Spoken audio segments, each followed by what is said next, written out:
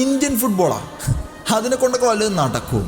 ഒരു കളി ജയിച്ചിട്ട് 5 മാസമായില്ലേ. തജക്കിസ്ഥാനെ ലാസ്റ്റ് തോൽപ്പിച്ചിട്ട് ഇപ്പൊ 17 വർഷമായി. എന്തിന്? മോഹൻ ബഗാനിലെ ഒരു പ്ലെയർ പോലും ആ ഇന്ത്യൻ ടീമിൽ ഇപ്പം ഇല്ല. അതൊക്കെ പോട്ടെ, പുതിയ ഇന്ത്യൻ ടീം കോച്ചിന്റെ ആദ്യത്തെ മാച്ചാണ്. ഈ പൊളിഞ്ഞു നിൽക്കുന്ന ടീമിനെ പൊക്കിയെടുക്കാൻ ഇയാളെ കൊണ്ട് പറ്റുമോ? നമ്മൾ ചെയ്യാത്ത റോളൊന്നുമില്ല.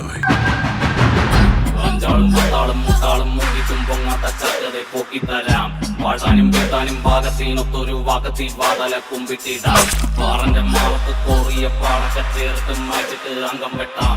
കാലന്റെ കാലാളം നോക്കണ്ട കോരിയെടുത്തത് തകർത്തി പന്തും വെക്കാം. നിലവിലെ ഇന്ത്യൻ ടീമിൽ വെച്ച് സ്ട്രോങ് എന്ന് വിളിക്കപ്പെട്ടിരുന്ന പ്ലെയേഴ്സ് ഇല്ലാതെ 20ഓളം മണിക്കൂർ ട്രാവൽ ചെയ്ത് പ്രോപ്പർ ട്രെയിനിങ് ടൈം പോലും കിട്ടാതെ രാജ്യത്തിനായുള്ള തന്റെ അരങ്ങേറ്റ മത്സരത്തിൽ ഖാലിദ് ജമീലിന്റെ ഇന്ത്യൻ ടീം നീണ്ട 17 വർഷത്തിനിപ്പുറം തജക്കിസ്ഥാനെ പരാജയപ്പെടുത്തി വിജയിച്ചിരിക്കുന്നു. 61% പൊസിഷനും 15 ഷോട്ടുകളും തജക്കിസ്ഥാൻ അടിച്ചപ്പോൾ അതിന്റെ പകുതി മാത്രമാണ് ഇന്ത്യക്ക് നേടാൻ സാധിച്ചത്. പക്ഷെ ഈ ചോദ്യത്തിന് കോച്ച് ഖാലിദ് ജമീൽ നൽകിയ മറുപടിയാണ് ഏറ്റവും ശ്രദ്ധേയം. പന്തവര് വേണേ വീട്ടിൽ കൊണ്ടുപോകട്ടെ, പക്ഷെ ആ 3 പോയിന്റ് അത് ഞങ്ങൾ ഇങ്ങനെ എടുത്തോളാം. ഏതാ സാധനം? നമസ്കാരം, അവർക്കും ഡോൺസ് ക്ലബ്സ് ചാനലിലേക്ക് വീണ്ടും സ്വാഗതം. ഇങ്ങനെ ഒരു ടൂർണമെന്റ് ലിസ്റ്റിൽ ഇല്ലാത്തത് കൊണ്ടും AFC ചാമ്പ്യൻസ് ലീഗ് കളിക്കേണ്ടത് കൊണ്ടും മോഹൻ ബഗാൻ അവരുടെ വിലപ്പെട്ട താരങ്ങളെ ആരെയും ഇന്ത്യൻ ടീമിലേക്ക് വിട്ടു നൽകുന്നില്ല. അനിരുദ്ധ് താപ്പ, സഹൽ, ലിസ്റ്റൺ, മൻവീർ, ദീപക് താങ്കരി അങ്ങനെയുള്ള താരങ്ങളൊന്നും ഇല്ലാതെ ഇന്ത്യൻ ടീം സ്ട്രഗിൾ ചെയ്യുമെന്ന് നമ്മൾ നേരത്തെ വിധി എഴുതിയിരുന്നു. മോഹൻ ബഗാനിലെ താരങ്ങളില്ലെങ്കിൽ ഇന്ത്യ ഈ ഒരു ടൂർണമെന്റിൽ കളിക്കാൻ പോകുന്നതിൽ ഒരു അർത്ഥമില്ല എന്ന് തന്നെ നമ്മൾ കരുതി. ഒപ്പം ഏറ്റവും പ്രതിസന്ധിയിൽ നിൽക്കുന്ന ഇന്ത്യൻ ഫുട്ബോൾ, ഒരു പ്രോപ്പർ പ്ലേയിങ് പ്രിപ്പറേഷൻ ടൈം കിട്ടാത്ത പ്ലേയേഴ്സ്, പുതിയ പരിശീലകൻ, അങ്ങനെ പ്രശ്നങ്ങൾ കൊണ്ട് വലഞ്ഞു നിൽക്കുകയാണ്. പക്ഷേ ഈ അവസ്ഥകളെയൊക്കെ പറ്റി വ്യക്തമായി ധാരണയുള്ള മറ്റൊരു പരിശീലകനും നിലവിൽ ഇന്ത്യൻ ഫുട്ബോളിൽ ഇല്ല. നമ്മുടെ ടീമിന് എങ്ങനെ കളിക്കാൻ പറ്റും, എത്ര നേരം പിടിച്ചു നിൽക്കാൻ പറ്റും എന്നൊക്കെ വ്യക്തമായി അറിയുന്ന coach Khalid Jamil. To be honest, ഈ ഒരു മത്സരം കണ്ടവർക്ക് എല്ലാവർക്കും അറിയാം, ഈ ഒരു മത്സരം ഇന്ത്യ വളരെ മോശമായിട്ട് തന്നെയാണ് കളിച്ചത്. പക്ഷേ ഇന്ത്യൻ ഫുട്ബോളിനെ സംബന്ധിച്ചിടത്തോളം ഏർലി ലീഡ് നമ്മൾ നേടിക്കഴിഞ്ഞാൽ പിന്നെ ബസ് പാർക്ക് ചെയ്ത് ആ ലീഡിനെ പിടിച്ചു നിർത്തുക എന്നുള്ളത് രക്തത്തിൽ അലിഞ്ഞു ചേർന്നിട്ടുള്ള ഒരു സംഭവമാണ്. പക്ഷെ ഖാലിദ് ജമീലിന്റെ ഈ തന്ത്രം പലപ്പോഴായിട്ടും ഈ മത്സരത്തിൽ പാളിപ്പോയിരുന്നു. എന്നാൽ ആ പാളിച്ചകളെയെല്ലാം തടഞ്ഞു നിർത്തിയ ഒറ്റയാൾ കരുത്ത് ഗുർപ്രീത് സിംഗ് സന്ധു.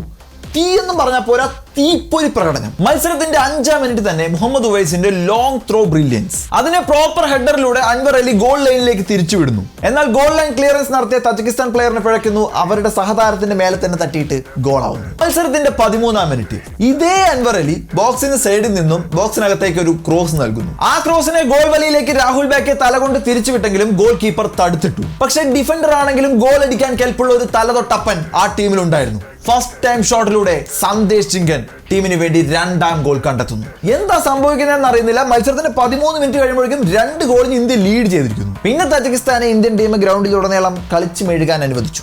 അതിന്റെ ഫലമായിട്ട് വളരെ മികച്ച പാസിംഗിലൂടെ തജിക്കിസ്ഥാൻ ഗംഭീരമായിട്ടുള്ള ഒരു ഗോൾ നേടി. ബോക്സിനകത്ത് ലാസ്റ്റ് മാൻ ആയിട്ട് ജിങ്കൻ മാത്രമായിരുന്നു അവശേഷിച്ചിരുന്നത്. പക്ഷെ അവരുടെ ട്രിക്കി പാസുകളിലൂടെ ജിങ്കൻ തകർന്നു പോയി. അത് കഴിഞ്ഞപ്പോൾ ഇന്ത്യൻ ടീമിന്റെ അവസ്ഥ ഏകദേശം നമുക്കും കോച്ചിനും നല്ല രീതിയിൽ മനസ്സിലായിട്ടുണ്ടാകണം. ചെയ്തോ, പാർക്ക് ചെയ്തോ. മത്സരത്തിന്റെ 23 മിനിറ്റ് മുതൽ 90 മിനിറ്റ് വരെ ഇന്ത്യൻ ടീം ബോക്സിനകത്തൊരു മതിൽ കെട്ടി. പക്ഷെ മത്സരത്തിലുടനീളം ഈ മതിൽ പല തവണയായിട്ട് പൊളിഞ്ഞു. 2ാം പകുതിയിൽ തജിക്കിസ്ഥാൻ സെറ്റ് ചെയ്തെടുത്തിട്ടുള്ള ഒരു ഫ്രീ കിക്ക് ഉണ്ടായിരുന്നു. അത് ബ്ലൈൻഡ് ആയിട്ട് വന്ന ആ ഒരു ഷോട്ടിനെ കൃത്യമായിട്ടാണ് ഗുർപ്രീത് സിംഗ് സന്ധു സേവ് ചെയ്തത്. അതിന് തൊട്ട് പുറകിൽ വന്ന ഒരു ക്രോസ് ഹൈറ്റ് അഡ്വാൻറ്റേജ് ഉള്ളത് കൊണ്ട് മാത്രം ഗുർപ്രീത് സിംഗ് സന്ധു ഇങ്ങനെ പിടിച്ചു. അങ്ങനെ നിരന്തരമായി വന്ന തജിക്കിസ്ഥാന്റെ അറ്റാക്കുകളെ എല്ലാം ഗുർപ്രീത് സിംഗ് സന്ധു തടുത്തിട്ടുകൊണ്ടേയിരുന്നു. അങ്ങനെ മത്സരത്തിന്റെ 69ാം മിനിറ്റിൽ ഒരു കൺജസ്റ്റഡ് സിറ്റുവേഷനിൽ ഒരു സോഫ്റ്റ് ഫൗളിന്റെ പേരിൽ ഇന്ത്യക്കെതിരായി ഒരു പെനാൾട്ടി വിധിക്കപ്പെടുന്നു. ഈ കഥ നമ്മൾ പലപ്പോഴായി കേട്ടതാണ്. അവസാന നിമിഷം കൊണ്ട് കലമുടക്കുന്ന ടീമിനെ നമുക്ക് വളരെ പരിചിതമാണ്. പക്ഷേ ഇവിടെ ഒരു ട്വിസ്റ്റ് ഉണ്ട്. തജിക്കിസ്ഥാനിലെ ഫുള്ളി പാക്ഡ് സ്റ്റേഡിയം അവർക്ക് പെനാൾട്ടി ലഭിച്ചപ്പോൾ ആർത്തിരമ്പുകയായിരുന്നു. ഇന്ത്യൻ ഗോൾ വലയ്ക്ക് മുന്നിലെ കാവൽക്കാരനെ പ്രഷറിലാഴ്ത്താൻ ആ ജനക്കൂട്ടം ശ്രമിച്ചുകൊണ്ടേയിരുന്നു.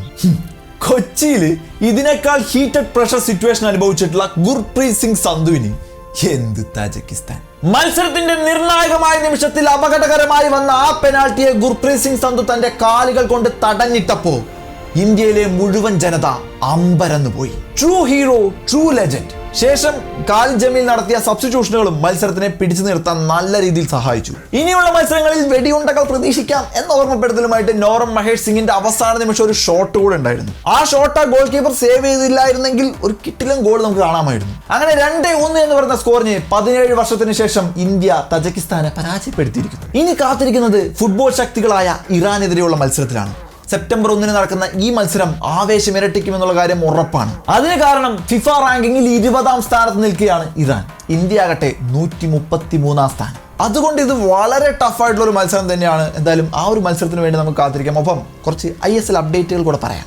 കഴിഞ്ഞ ദിവസം 28ാം തീയതി ISLൽ എന്ത് സംഭവിച്ചു എന്ന് വെച്ച് കഴിഞ്ഞാൽ പ്രതീക്ഷിച്ച പോലത്തെ ഒരു സംഭവം ആയിരുന്നില്ല അവർ പുറത്തുവിട്ടത്. സംഭവമൊക്കെ ശരിയാണ്, ISL നടക്കും, ഏത് മാസം നടക്കും എന്നുള്ള കാര്യമൊക്കെ പറഞ്ഞു. പക്ഷേ FSDL പതുക്കെ വലിയുന്നു എന്നുള്ളൊരു കാര്യമാണ് നമുക്ക് ഇതിൽ നിന്ന് അറിയാൻ പറ്റിയത്. ഇവർ തമ്മിൽ വലിയ ധാരണയിലെത്തി എല്ലാം സെറ്റായിട്ട് പോകുമെന്നാണ് നമ്മൾ പ്രതീക്ഷിച്ചതെങ്കിൽ AF പുതിയൊരു ടെൻഡറിനെ ക്ഷണിക്കാനുള്ള തീരുമാനത്തിലേക്കാണ് എത്തിയിരിക്കുന്നത്. പക്ഷേ ഇത് വീണ്ടും FSDL തന്നെ വാങ്ങാം, അതല്ലെങ്കിൽ പുതിയ ടീമുകൾ വരാം. പക്ഷേ ഇത് ഇപ്പോഴും ഒരു കൺഫ്യൂസ്ഡ് സിറ്റുവേഷൻ തന്നെയാണ്. എന്നിരുന്നാലും നിലവിൽ ഉറപ്പ് നൽകിയിട്ടുള്ളത് ഡിസംബറിൽ ISL നടക്കുമെന്നും സെപ്റ്റംബറിൽ സൂപ്പർ കപ്പ് ഉണ്ടാവും എന്നാണ്. സോ ബേസിക്കലി ഇവിടെ സംഭവിച്ചിട്ടുള്ളത് ISL നടക്കും എന്നുള്ളൊരു ഉറപ്പ് മാത്രമാണ് തന്നിട്ടുള്ളത്. എങ്ങനെ നടക്കും, എപ്പോൾ നടക്കും എന്നുള്ള പ്രോപ്പർ ഡേറ്റും തീരുമാനങ്ങളൊന്നും ഇപ്പോഴും ആയിട്ടില്ല. പക്ഷേ സൂപ്പർ കപ്പിനൊക്കെ മുമ്പ് തന്നെ ആരായിരിക്കും ഈ ടെൻഡറിംഗ് ആയിട്ട് എടുക്കാൻ പോകുന്നത്, എന്തായിരിക്കും നടക്കാൻ പോകുന്നത് എന്നുള്ള കാര്യങ്ങളൊക്കെ നമുക്ക് അറിയാൻ പറ്റും എന്നാണ് പ്രതീക്ഷിക്കുന്നത്. സോ വരുന്ന അപ്കമിംഗ് ന്യൂസുകളൊക്കെ ആയിട്ട് നമുക്ക് വീണ്ടും കാണാം. അടുത്ത ഇന്ത്യൻ മത്സരത്തിന് വേണ്ടി നമുക്ക് കാത്തിരിക്കാം. എന്തായാലും ഇന്ത്യയുടെ ഈ ഒരു മത്സരം വെച്ചിട്ട് നമുക്ക് ഒരുപാട് ഹൈപ്പ് കൊടുക്കാൻ പറ്റില്ല, കാരണം അത്രയ്ക്ക് മികച്ചൊരു പ്രകടനമല്ല. ഇറാനാണെങ്കിൽ